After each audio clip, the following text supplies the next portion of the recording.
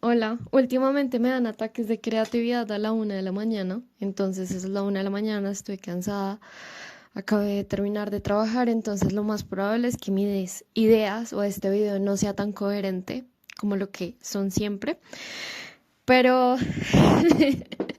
yo me excuso siempre diciendo, esto es un diario, esto es más bien una carta abierta. No una carta abierta, sino más bien un video abierto donde no hay guión, no hay nada, sino solo se me viene una idea a la cabeza y es como quiero dejarla hacer y donde llegue y cómo se mueva, eso ya lo vamos viendo. Pero creo que quiero hacer este video comenzando diciendo el por qué lo quiero hacer y es, creo que es importante e imperativo que si tú eres una disidencia y sobre todo en este momento lo digo por las trabajadoras sexuales, si tú eres trabajadora o trabajador o trabajadores sexuales, es importantísimo que hagas arte. Así no te interese del todo o así no, de pronto no sea algo como primordial en tu existencia. Siento que contar la experiencia de uno dentro de este trabajo y de cómo lo atraviesa en las diferentes esferas de su existencia es algo realmente valioso e imperativo, no solamente valioso como a nivel cultural o como a nivel de crear arte o como todas estas ideas que tenemos como de lo para qué sirve el arte, sino porque creo que es una forma de literalmente ganar espacios, de cuidar vidas, de salvar vidas, de prevenir violencias o de intentar buscar la forma de crear un mundo un poco menos hostil para las personas que nos dedicamos a este trabajo. Y creo que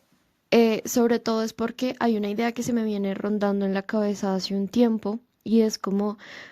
que, qué es la verdad, como qué es la realidad, qué compone la realidad, qué cosas crean la realidad, qué personas, qué objetos, qué acciones deciden lo que uno concibe como real o no. Eh, últimamente he leído como muchos libros en los que todos se plantean como pues la realidad es una interpretación, la realidad no es algo exacto, sino es una interpretación que el ser humano le da a las cosas que le suceden. Y pues depende de cada realidad, pues depende de cada interpretación, depende de cada realidad. Y pues volviendo como a esta idea, es un poco de, hace un tiempo yo vi un video en YouTube, como hace un año, ya no recuerdo de quién era, pero recuerdo mucho que era un video ensayo y este video ensayo hablaba de cómo esta chica dejaba de interpretar su realidad como real, sino que empezaba a interpretar la realidad como lo que veía. Ponía un ejemplo que lo ponía como súper claro y yo decía, sí, a mí también me pasaba eso y empezaba como a entrar en crisis de qué es la verdad, qué es la realidad, quién define esto. Y ella contaba que cuando ella era chiquita, ella veía a Hannah Montana y que ella veía la casa de Hannah Montana y cuando veía esta casa, em, ella como que no podía como interpretar muy bien porque la casa de ella no se veía de esa manera. Y entonces empezaba a decir como que su realidad no era suficiente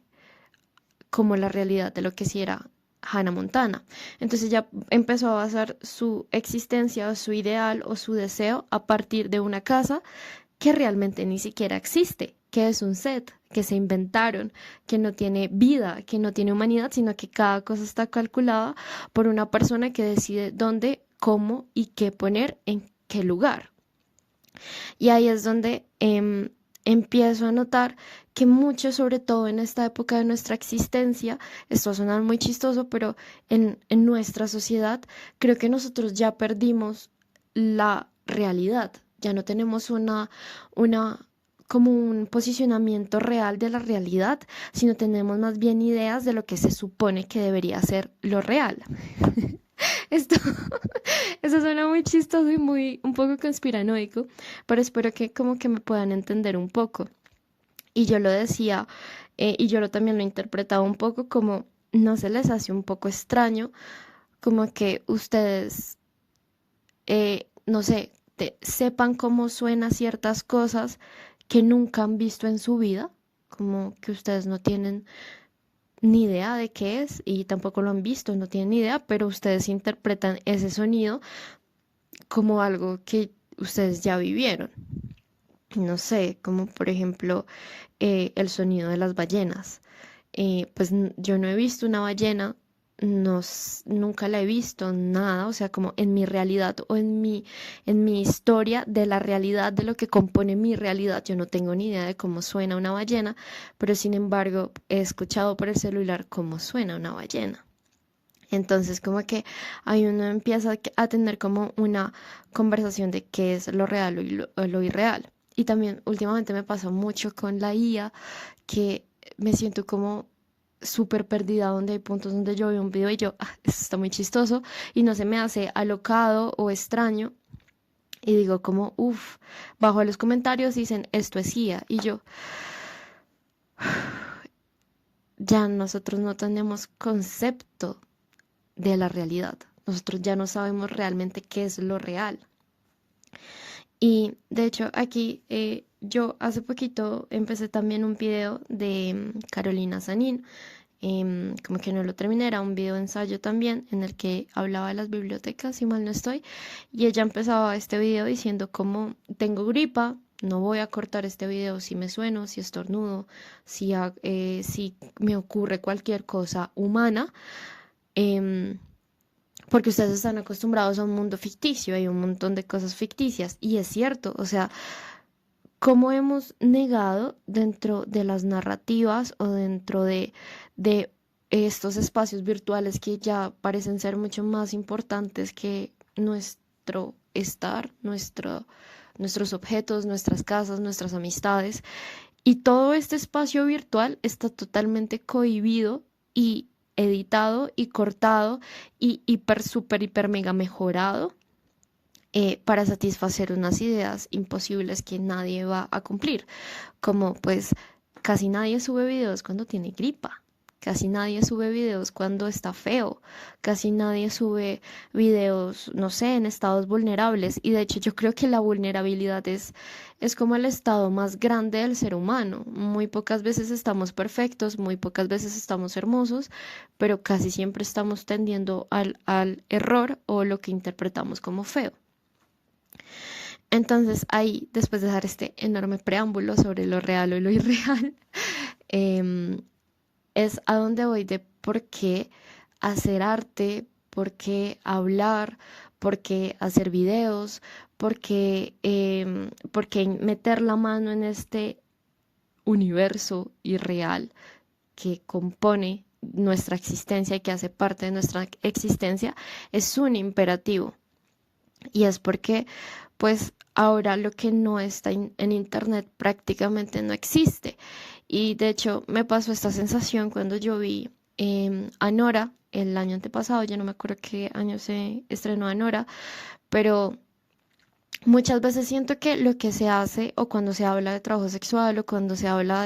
de la experiencia de las personas que ejercemos este trabajo, lo hacen terceros o lo hacen personas que no tienen ni idea del trabajo y lo hacen ya sea, no sé, como sexualizándolo o satanizándolo o romantizándolo o haciendo un montón de cosas que nada tienen que ver con la realidad de lo que atraviesa este trabajo. Que por ejemplo, mi experiencia dentro del trabajo es que les puedo decir que el 80% del tiempo en el que yo trabajo es aburrido. O sea, realmente no suceden muchas cosas. No es como, no sé, la vaina más rara, más extraña del mundo. No, es en muchas ocasiones es aburrido y es en otras ocasiones también mucho más sencillo de lo que uno cree que puede llegar a ser. Y no me refiero a sencillo de que sea fácil hacerlo, y si fuese fácil hacerlo, pues también que tiene de malo que un trabajo sea fácil hacerlo. Eso también es un cuestionamiento, pues más adelante, como de cuál es la concepción que tenemos del trabajo, de que tiene que ser doloroso o horrible para que sea válido. Pero bueno, ese no es el tema de este video. Em, Sino que también es fácil en el sentido de que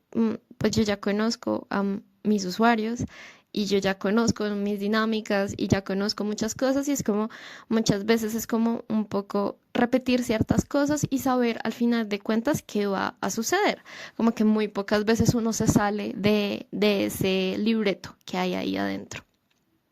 Y eso, por ejemplo, a mí me genera como un poco de calma, como que tengo la sensación un poco de control, como que sé qué va a suceder, qué está sucediendo, sé a qué horas inicia, a qué horas acaba. em, y eso, pues, para mí me genera como calma. Pero aquí me estoy desviando por otros lados que no tienen nada que ver. Pero a lo que voy es que por eso es tan importante que creemos arte desde nuestras experiencias y hablando desde nuestras visiones, porque creo que eso también le da una humanidad al trabajo que no se lo están dando en ningún otro lado. ¿A qué me refiero? Si ustedes ven a Nora, es como, pues a mí me parece una película pésima, la detesté, no me gustó para nada, se me hizo como, como ahí, como una cosa súper intensa, como una vaina que, pues no sé, como el cliché de la puta que se enamora del cliente y el cliente juega con ella y ella es una mujer pobrecita que nunca se pudo haber dado cuenta de que el cliente iba a ser ese tipo de ser humano y un montón de cuestionamientos que yo terminé viendo esa película y como que terminé súper emputadísima porque es como el cliché del cliché. Y creo que cuando, por ejemplo, mi monólogo, creo que yo no había hablado acá de qué trata mi monólogo, pero mi monólogo trata de mi experiencia siendo em, modelo webcam. Y creo que una de las cosas o comentarios que más recibí era, yo no me imaginaba que tu trabajo fuera así. Y es como, sí, mi trabajo es esto.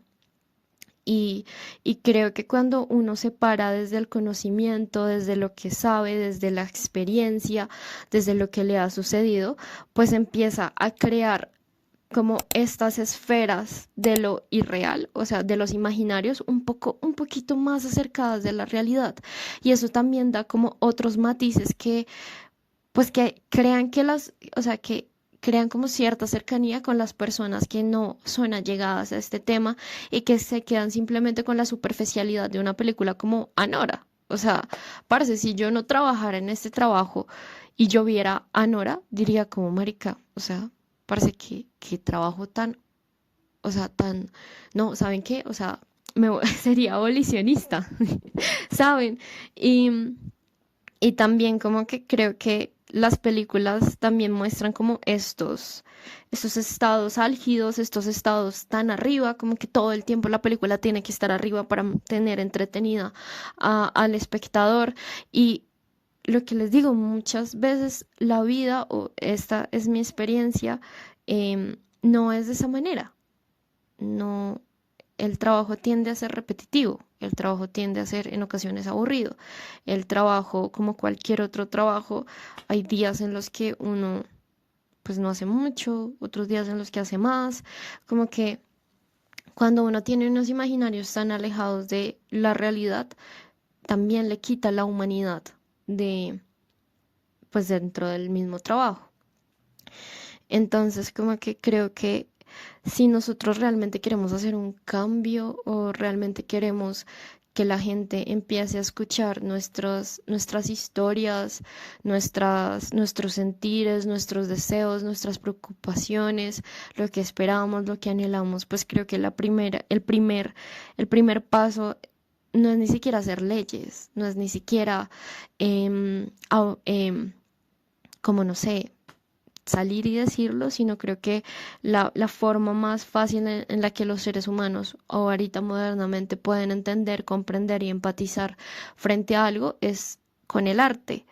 porque el arte da como un espacio de apertura, de escucha realmente, ¿saben?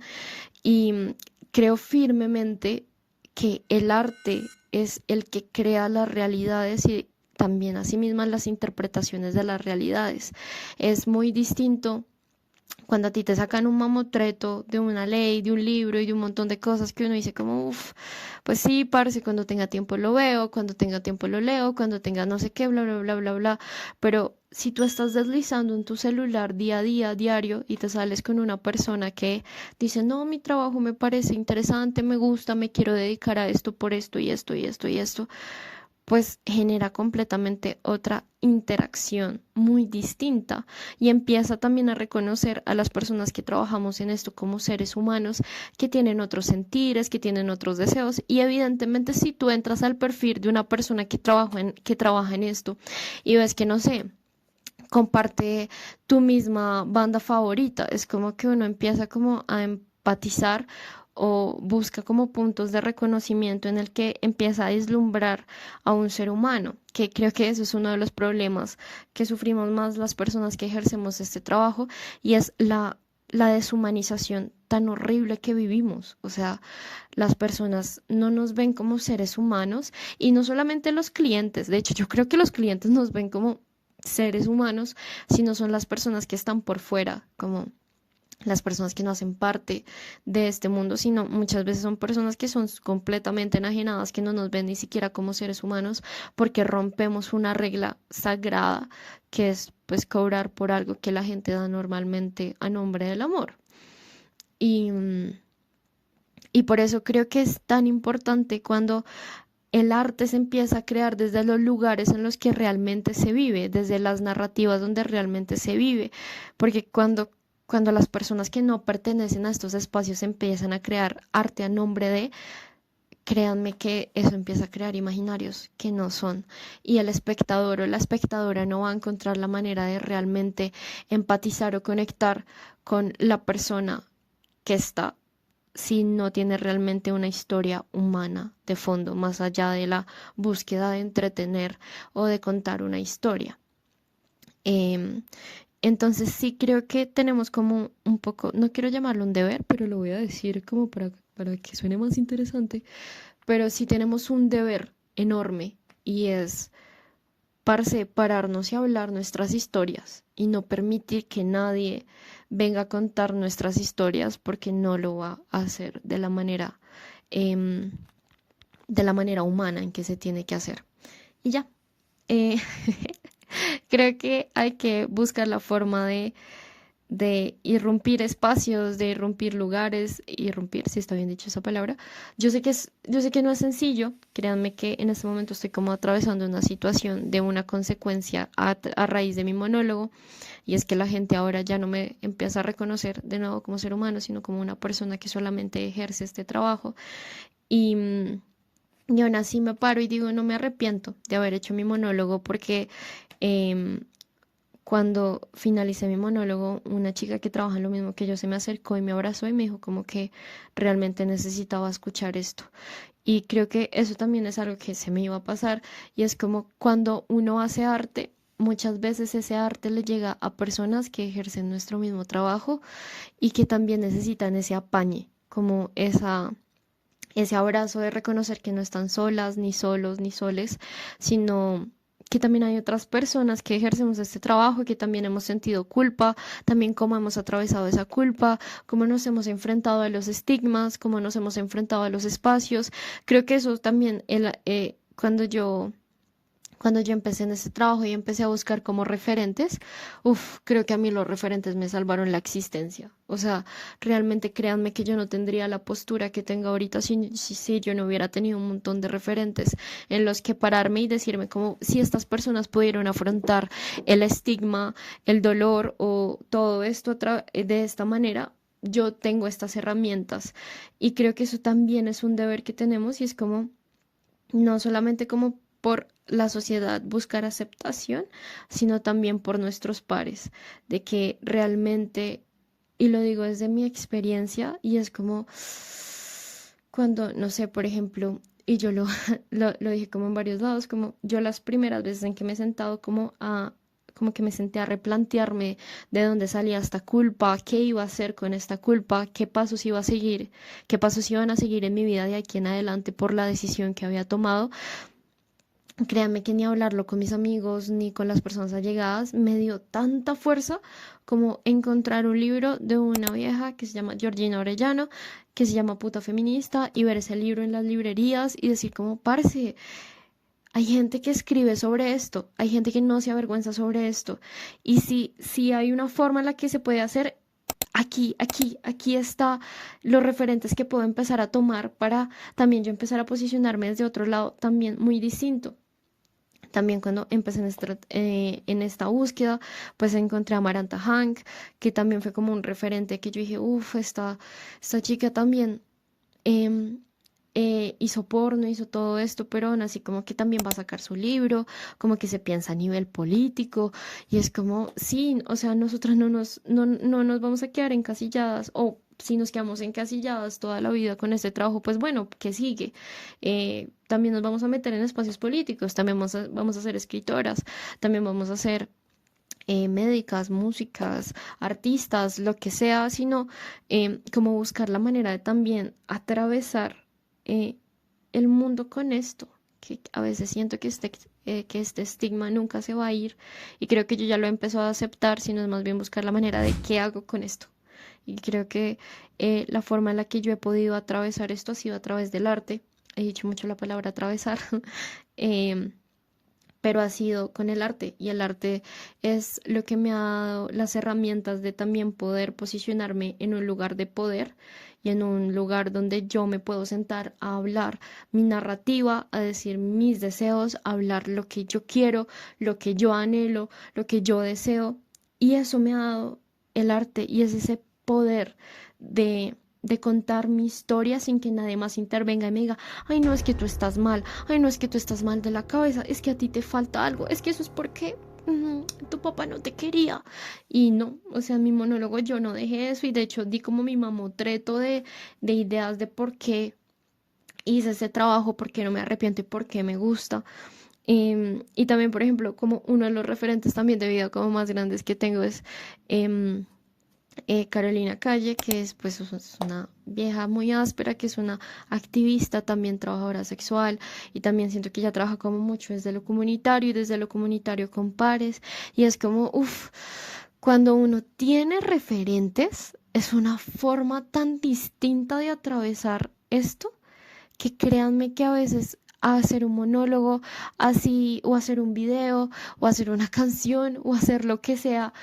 eh, créanme que eso les puede salvar la vida a las compas y lo digo porque a mí me salvaron la vida mis compas, que en ese momento ni siquiera eran mis compas, eran personas a las que yo seguía, que yo admiraba, que yo empecé a escuchar su discurso y que yo asimismo también empecé a replantearme mi discurso y que me hicieron ser la persona que hoy soy.